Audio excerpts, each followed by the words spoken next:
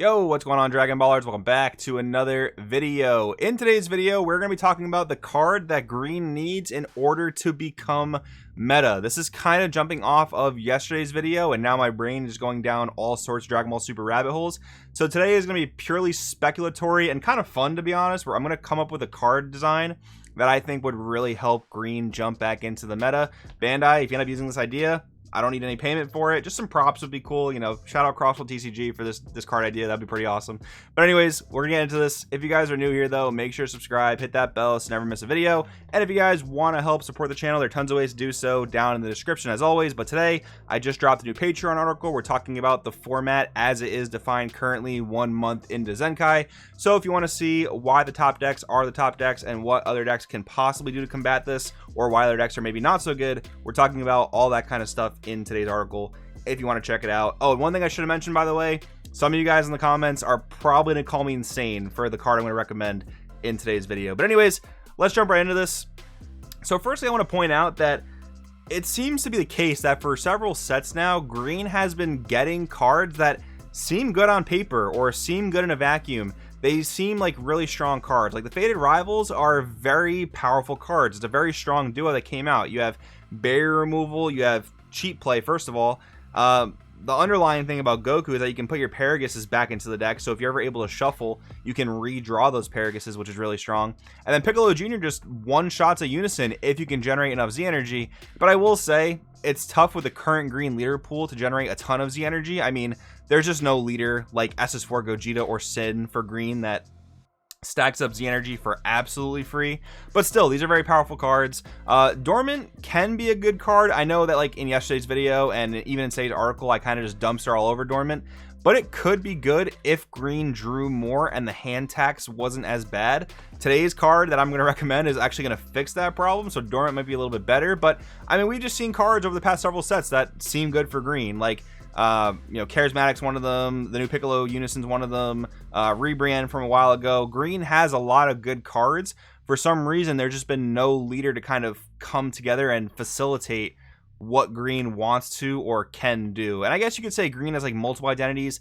There are some green discard decks, like hand control decks. There are some green board control decks. There are, for some reason, a lot of green decks that want you to attack into opponents' battle cards that are kind of weird. But still, I mean, green has some solid cards. I think it's just lacking maybe a little bit in the draw factor, which is a hint for what we're talking about today. But of course, that leads me to talk about, you know, the fact that Roshi and King Piccolo, which are seemingly solid leaders, came out in the same set as SS4 Gogeta and Red Sin, which are just like, I don't know, set 30 leaders by all standards. Like those leaders are just absolutely ridiculous. The main deck cards as well are insane. And then there's of course the giant Z deck disparity. For some reason, green doesn't have a super rare Z deck card. It's only got Frieza Resurrected Ambition.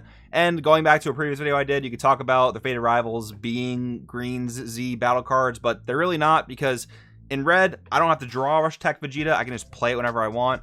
In green, I have to draw into Goku Faded Rivals and then draw into Piccolo Faded Rivals to be able to play those cards. I'm not going to rehash this whole discussion because, again, I did a whole video about it a week or two ago talking about Zenkai and the health of the game.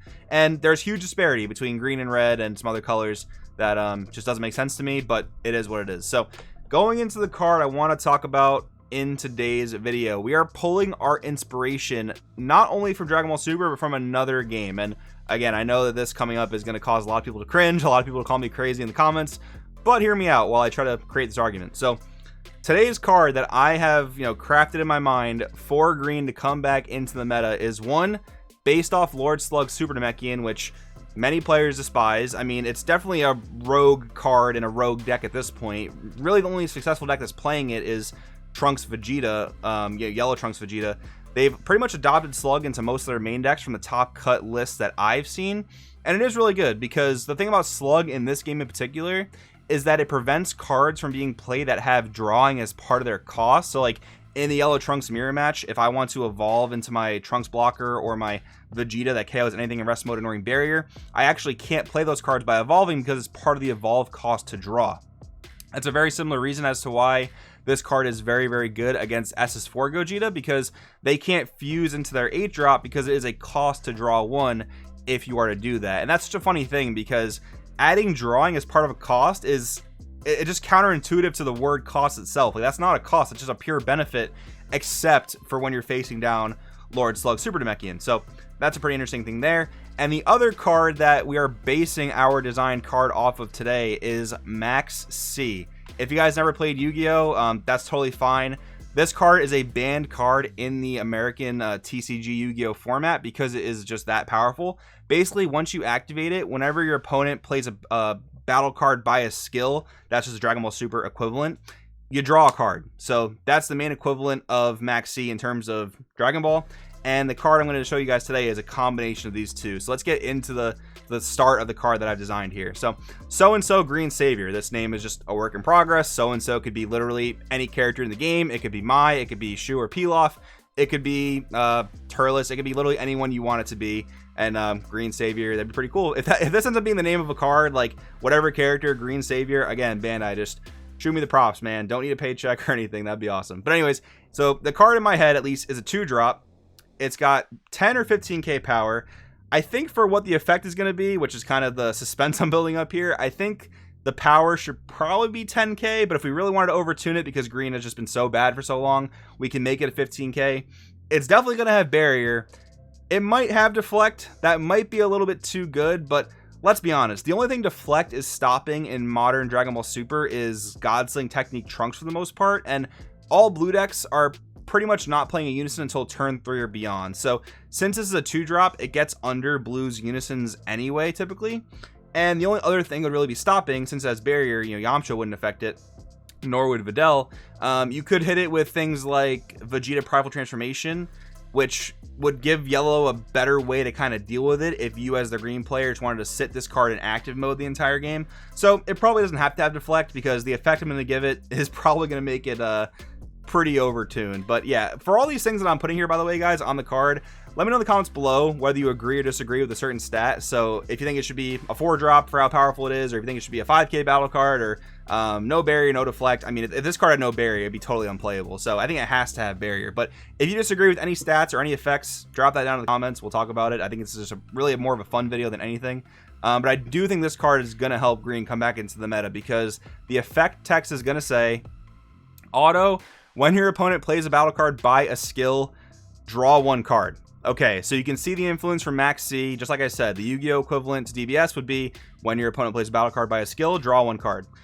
Very similar to Slug as well, because it's basically a barrier battle card that just sits there and puts a condition on your opponent. But this would not necessarily be as unfun as Lord Slug, because Lord Slug imposes a restriction on your opponent. They can't do a certain thing.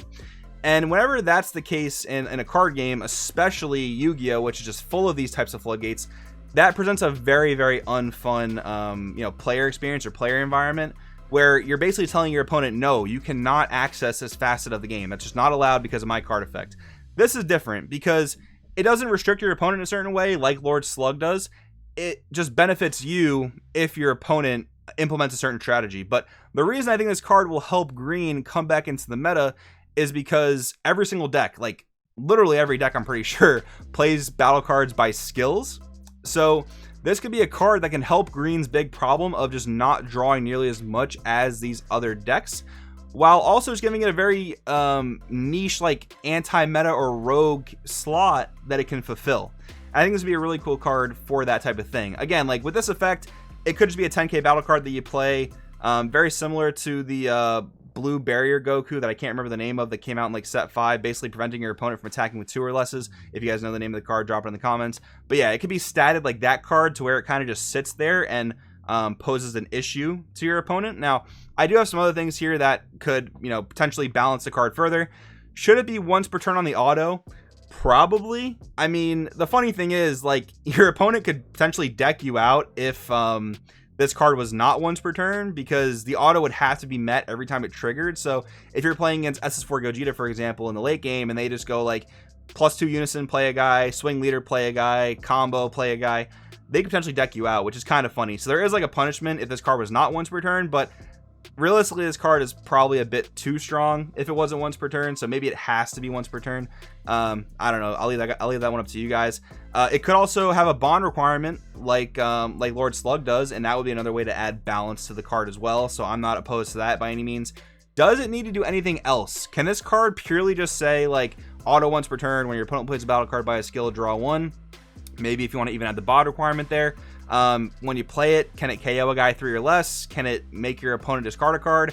Maybe there are some of you guys out there that think that this card's not even strong enough to bring green back into the meta, so maybe it needs to do something else. That would be a really interesting one. Drop that down in the comments for sure if you think this card needs to do something else on top of the first auto that I have listed here. But anyways, yeah, this is my thoughts for the card that I would love to see designed for green. I think this is a really cool card design where it interacts with most decks in the game. It doesn't necessarily restrict your opponent from doing something, but it does make them second guess, and they can play around this to a degree. Like, think about it. This is like Black Mass Sand, where they could theoretically play into Black Mass Sand, but they're getting punished hard for it.